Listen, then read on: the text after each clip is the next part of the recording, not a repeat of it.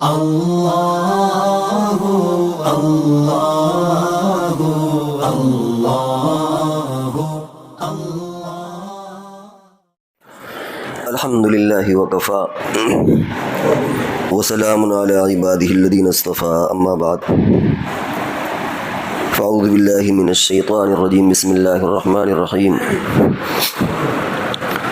وما ارسلناک الا رحمتا للعالمین۔ گزشتہ جمعے میں رحمت للعالمین کے تعلق سے آپ کے سامنے باتیں پیش کی گئی تھیں کہ یہ ایک دعویٰ ہے اور اس کی دلیل کیا ہے۔ دلیل کے تعلق سے یہ وضاحت آئی کہ آپ نے انسانوں پر بھی رحمت کا معاملہ کیا اور ایسی تعلیمات اور ایسی ہدایات دیں جس سے ماحول، فضا، انوائرمنٹ، درخت، پانی، حتیٰ کہ جانور اور انسان تو بہرحال سب کو آپ سے استفادے کا موقع ملا اور ہر چیز نے کچھ نہ کچھ آپ سے فائدہ اٹھایا۔ ہر ایک کے آپ نے حقوق بیان کیے۔ ہر ایمان والا یہ جانتا ہے اور اس کا یقین ہے کہ نبی اکرم صلی اللہ علیہ وسلم سے سب سے زیادہ محبت کرنا چاہیے۔ اللہ تبارک و تعالی نے قرآن میں بھی فرمایا، حضور صلی اللہ علیہ وسلم نے بھی فرمایا، اور یہ کوئی نئی بات نہیں ہے بلکہ یہ آپ سنتے رہتے ہیں۔ صحابہ کرام کی زندگی بھی ہمارے سامنے ہے، وہ واقعات بھی ہم سنتے اور پڑھتے رہتے ہیں۔ مثال کے طور پر بھی بہت سے واقعات بیان کیے جاتے ہیں۔ ایک دو واقعے سے اندازہ ہو جائے گا کہ صحابہ کرام حضور صلی اللہ علیہ وسلم کو کس طرح چاہتے تھے۔ یعنی یوں سمجھیے کہ جان کو قربان کر دینا، وہ یہ سمجھتے تھے کہ آپ پر جان کو نچھاور کر دینا، ہم نے گویا اپنی جان کا حق ادا کر دیا۔ چنانچہ حضرت خبیب رضی اللہ تعالی عنہ کے واقعات میں آتا ہے کہ ان کو پکڑا گیا، غالباً غزوہ بدر میں جو کفار مارے گئے تھے ان کے عوض میں کہیں انہیں پکڑا گیا اور ان کو سولی دینے کے لیے لے چلے۔ اس وقت میں جب کہ ان کو ستایا جا رہا تھا، طرح طرح سے ٹارچر کیا جا رہا تھا اور چند لمحے باقی تھے سولی دینے میں، کسی نے کہا کہ کیا تمہیں یہ بات منظور ہے کہ تمہیں چھوڑ دیا جائے اور تمہاری اس جگہ پر تمہارے نبی کو کھڑا کر دیا جائے جس پر تم ایمان لاتے ہو؟ انہوں نے کہا یہ تو دور کی بات ہے، ہم اس کو بھی گوارا نہیں کریں گے کہ تم ہمیں چھوڑ دو اور نبی اکرم صلی اللہ علیہ وسلم کو ایک کانٹا بھی چبھ جائے۔ ایک اور صحابی حضرت زید بن دسنہ، ان کے واقعات میں آتا ہے کہ ان کو بھی پکڑا گیا اور چند ہی لمحے تھے کہ سر تن سے جدا ہو جائے، اور حضرت ابو سفیان رضی اللہ تعالیٰ نے جو اس وقت ایمان نہیں لائے تھے انہوں نے پوچھا کہ کیا تمہیں یہ منظور ہے کہ تمہیں آزاد کر دیا جائے، چھوڑ دیا جائے اور تمہاری جگہ پر حضور صلی اللہ علیہ وسلم تمہارے جو نبی ہیں ان کو سزا دے دی جائے؟ انہوں نے بھی وہی جملہ کہا کہ ہمیں یہ بھی منظور نہیں کہ تم ہمیں چھوڑ دو اور حضور صلی اللہ علیہ وسلم کو اپنے گھر میں رہتے ہوئے ایک کانٹا چبھ جائے۔ تو اس طرح کی بہت ساری مثالیں ہیں۔ حضرت صدیق اکبر رضی اللہ تعالیٰ عنہ کے واقعات میں آتا ہے کہ غزوہ بدر میں یہ اور ان کے بیٹے آمنے سامنے تھے۔ بیٹا بعد میں ایمان لائے، اس نے کہا کہ ابا آپ ہماری زد میں آ گئے تھے لیکن باپ کی محبت کی وجہ سے میں نے غزوہ بدر میں آپ پر حملہ نہیں کیا۔ حضرت صدیق اکبر نے فرمایا کہ اگر تم میری زد میں آ جاتے تو میں تمہیں نہ بخشتا، وہاں یہ نہ دیکھتا کہ تم میری اولاد ہو، تم میرے بیٹے ہو، حالانکہ انسان کو سب سے زیادہ محبت اپنی اولاد سے ہوتی ہے۔ اس طرح کے بہت سارے واقعات ہیں۔ ایک شخص عبداللہ بن ابی بن سلول یہ منافق تھا اور اس کی منافقت بڑی کھلی ہوئی تھی، مشہور ہو گیا کہ حضور علیہ السلام اس کے قتل کا حکم دینے والے۔ خود ان کے بیٹے عبداللہ یہ حضور کے پاس آئے، یہ مخلص صحابی تھے، اور فرمایا کہ اللہ کے رسول ایسا سننے میں آیا ہے کہ آپ اسے قتل کا حکم دینے جا رہے ہیں، تو اگر ایسی کوئی بات ہو تو مجھ سے بتا دیجئے گا، میں خود ہی اپنے باپ کا سر لا کر آپ کے قدموں میں ڈال دوں گا، کیونکہ دوسرا کوئی اگر مارے گا تو ممکن ہے نزاع پیدا ہو، جھگڑا پیدا ہو، اختلافات پیدا ہو، لیکن میں خود بیٹا ہو کر یہ کام انجام دے دوں گا۔ حضور علیہ السلام نے فرمایا کہ نہیں، ایسی کوئی میری منشا نہیں ہے اور ہمیں اس طرح کا کوئی کام نہیں کرنا۔ تو یہ چند اس طرح کی مثالیں ہیں جس سے حضور صلی اللہ علیہ وسلم کی محبت صحابہ کرام کے دلوں میں کتنی ہے اس کا بخوبی اندازہ ہوتا ہے۔ حضور صلی اللہ علیہ وسلم کی محبت کا ایک اثر یہ بھی ہے، یا اس کا ایک نتیجہ کہ آپ کے اہل بیت سے بھی محبت کی جائے، صحابہ کرام سے بھی محبت کی جائے کیونکہ وہ بھی اصحاب رسول ہیں، اسی طرح آپ کی امت سے بھی محبت کی جائے، یعنی جو چیز آپ کی طرف منسوب ہو جائے، جڑ جائے، اس سے آپ محبت ہو جائے۔ آپ مکہ اور مدینہ سے محبت کرتے ہیں، اس کی بنیاد یہی ہے کہ اس کی نسبت جڑ گئی حضور صلی اللہ علیہ وسلم سے۔ آپ سعودیہ یا عرب سے اس لیے کہ آپ کی زبان عربی ہے، وہاں کی زبان عربی، اس لیے وہاں سے آپ کو محبت ہو گئی۔ تو جو چیز بھی آپ کے ساتھ جڑ جائے، وہ اہل بیت ہو، اصحاب رسول ہو، سب سے محبت ہونا یہ ایمان کا تقاضا ہے، اور اس کے بغیر کامل ایمان نہیں ہو سکتا۔ اسی طریقے سے آپ کی تعلیمات سے بھی محبت ہونا چاہیے، آپ کی سنتوں سے بھی محبت ہونا چاہیے۔ جس طرح ہم آپ کو مانتے ہیں اور آپ کی محبت اسی طرح آپ کی بھی مانے، یعنی آپ نے کیا حکم دیا ہے ان تعلیمات کو بھی مانا جائے۔ جب تک یہ چیزیں پورے طور پر ہماری زندگی میں نہیں آئیں گی، صحیح طور پر ہم محبت کہنے والے نہیں کہلائیں گے۔ اس وقت صورتحال یہ ہے کہ ہمارا جو اصل موضوع بعض فرقوں کا جو ہونا چاہیے وہ کہیں سے کہیں بھٹکے ہوئے ہیں۔ ابھی آپ نے سوشل میڈیا میں سنا ہوگا کہ ایک مسلک کے لوگ دوسرے مسلک والوں کو گالیاں دے رہے ہیں، نعرے لگا رہے ہیں سڑک پہ، جبکہ یہ پوری امت کے متحد کرنے کا یہ موقع ہے، ساری حضور کی امت ہے، لیکن وہ گالیاں دے رہے ہیں، نعرے لگا رہے ہیں، عجیب عجیب جملے کہہ رہے ہیں۔ اس فرقے نے جتنی کوششیں، جتنی جد و جہد اس بات پر کی ہے کہ کسی فرقے کو کافر بنا دیا جائے یا انہیں طنز اور تشنیع کی جائے، اگر اس سے اسی طرح یا اس سے کم بھی محنت یہ حضور صلی اللہ علیہ وسلم کی تعلیمات کو پہنچانے میں جد و جہد خرچ کر دیتے تو شاید کچھ حق ادا ہو جاتا، لیکن انہوں نے دنیا میں کہیں وہ تعلیم نہیں پہنچائی، اس مسلک کو اس مسلک کو۔ اصل یہ کیا تھی کہ حضور صلی اللہ علیہ وسلم کی تعلیم کو خود امت میں اور امت سے، یعنی خود مسلمانوں میں اور اس کے علاوہ دوسری جگہوں پر اگر حضور کی وہ تعلیمات پہنچا دیتے تو شاید اس سے کم محنت میں بہت کچھ حضور صلی اللہ علیہ وسلم کا حق ادا کیا جا سکتا تھا۔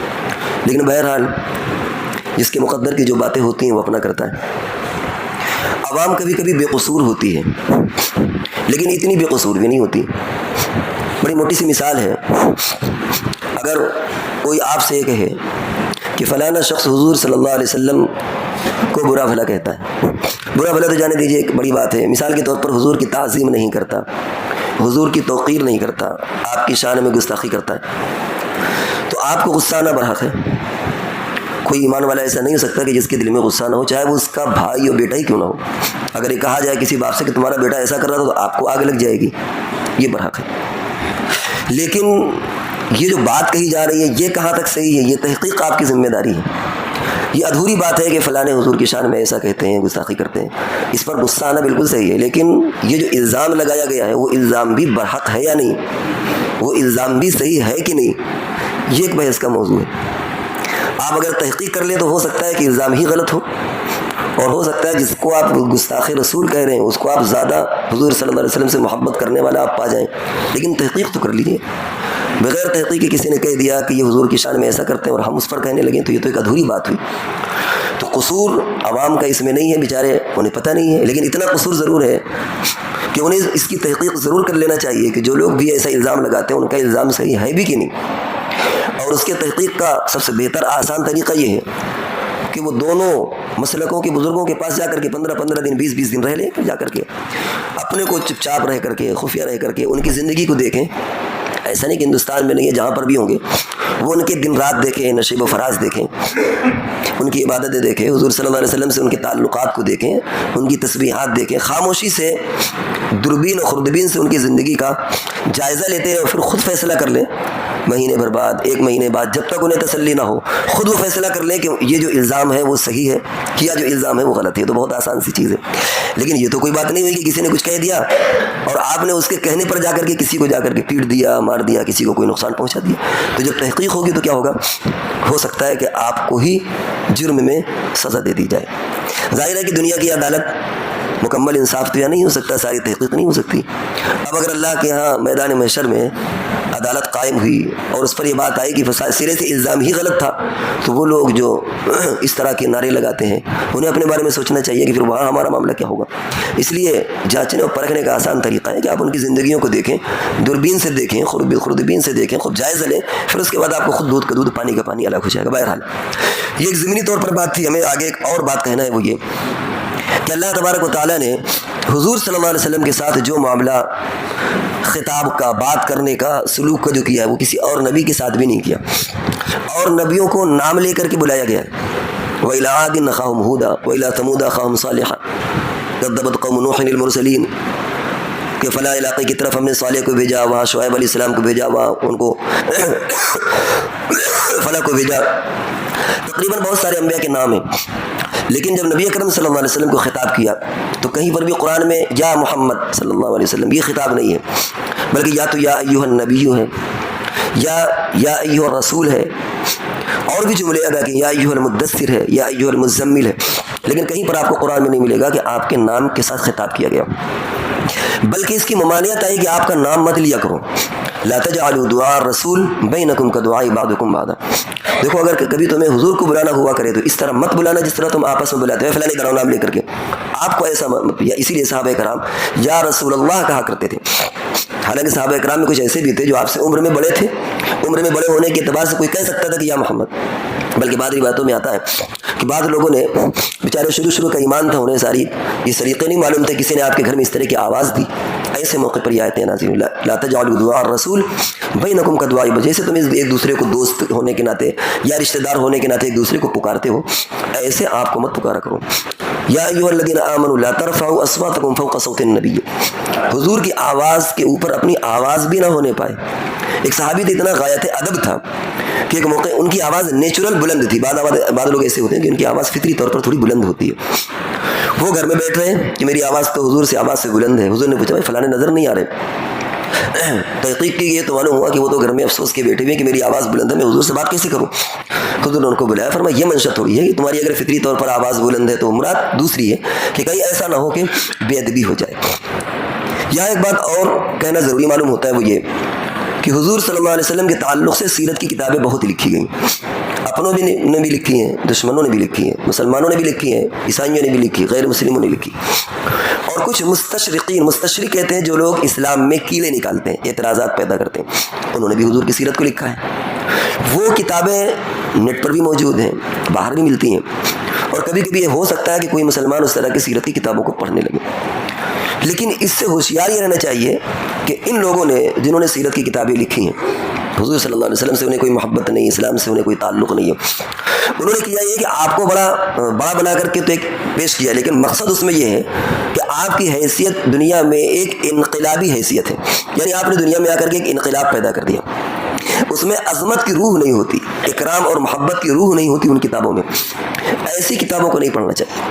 ان میں بیچ میں ایسا زہر گھولا گیا ہے کہ آپ کو تصور بھی نہیں ہوگا. پڑھتے ہو سکتا ہے کہ حضور صلی اللہ علیہ وسلم کی عظمت آپ کے دل سے نکل جائے. آپ یہ تو مان لیں گے کہ آپ دنیا کے سب سے انقلابی انسان تھے، انقلابی شخصیت تھی، لیکن وہ حیثیت شاید کم ہو جائے جس میں عظمت اور محبت دل کے اندر آتی. اس لیے ان کتابوں کو پڑھنا چاہیے جو محبت، عظمت کے روشنائی میں ڈبو کر کے لکھی گئی، جن میں حضور صلی اللہ علیہ وسلم کے اس چیز کو کہ آپ صرف ایک انقلابی رہنما نہیں تھے، بلکہ آپ پیغمبر بھی تھے، آپ نبی بھی تھے. اللہ تبارک و تعالیٰ نے آپ کو خاتم النبیین بنا کر بھیجا. اسی ضمن میں ایک بات اور کہہ دینا ضروری معلوم ہوتا ہے کہ آج نیٹ کا یہ زمانہ ہے، اس میں ایسی چیزیں بھی آ رہی ہیں کہ جس کو پڑھ کر کے نوجوان نسل کے اندر کبھی کبھی اسلام کے تعلق سے، آپ کے تعلق سے شکوک و شبہات پیدا ہوتے ہیں. اور وہ شکوک و شبہات کیوں پیدا ہوتے ہیں؟ کیونکہ ان کا خود ایمان مضبوط انداز میں نہیں بنا ہوتا. اگر ایمان مضبوط ہوتا ہے تو پھر ایسی شکل میں ان کے دل و دماغ کے اندر کوئی شکوک و شبہات نہیں ہوں گے.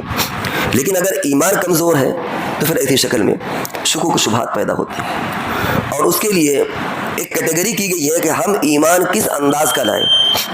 یعنی حضور صلی اللہ علیہ وسلم، اسلام، اللہ کی ذات. ایمان کے 3 درجے ہوتے ہیں: ایمان، یقین، علم. ایک ہوتا ہے علم الیقین، ایک عین الیقین، اور ایک ہے حق الیقین. علم الیقین جو آپ کو نالج ہے، معلومات ہے کسی کے ذریعے سے سن کر کے، پڑھ کر کے. عین الیقین کا مطلب یہ ہوتا ہے کہ ہمیں دیکھ کر کے کسی چیز کا اندازہ ہو جائے. اور حق الیقین کا مطلب یہ ہوتا ہے کہ ہمیں خود اس کا تجربہ ہو چکا ہو اپنی ذات میں. چونکہ اس کی تشریح لمبی ہے، تھوڑا سا اور مثالوں کے ذریعے سے وہ انشاءاللہ اگلے ہفتے میں بیان کی جائے گی کہ آج نئی نسل اور نوجوان نسل وہ کیسے دھیرے دھیرے جو چیزیں حضور کے تعلق سے، اسلام کے تعلق سے آتی رہتی ہیں، وہ دھیرے دھیرے کبھی کبھی اسلام کے تعلق سے مشکوک ہو جاتے ہیں، بیزار ہو جاتے ہیں، یا ان کے دلوں میں شکوک و شبہات پیدا ہونے لگتے ہیں۔ اس کی بنیاد کیا ہے؟ اس کی بنیاد یہ کہ ان کا یقین کس درجے کا ہے۔ اور انشاءاللہ یہ بات بھی واضح کی جائے گی کہ کون سی چیز موضوع بحث بن سکتی ہے اور کون سی چیز موضوع بحث نہیں بن سکتی۔ کچھ چیزیں ایسی ہیں جس پر ہم اور آپ بحث کر سکتے ہیں، ڈیبیٹ کر سکتے ہیں، اور کچھ چیزیں ایسی ہیں جو ڈیبیٹ کا موضوع ہی نہیں ہے، جو بحث کا موضوع ہی نہیں ہے۔ اس تعلق سے انشاءاللہ اگلے ہفتے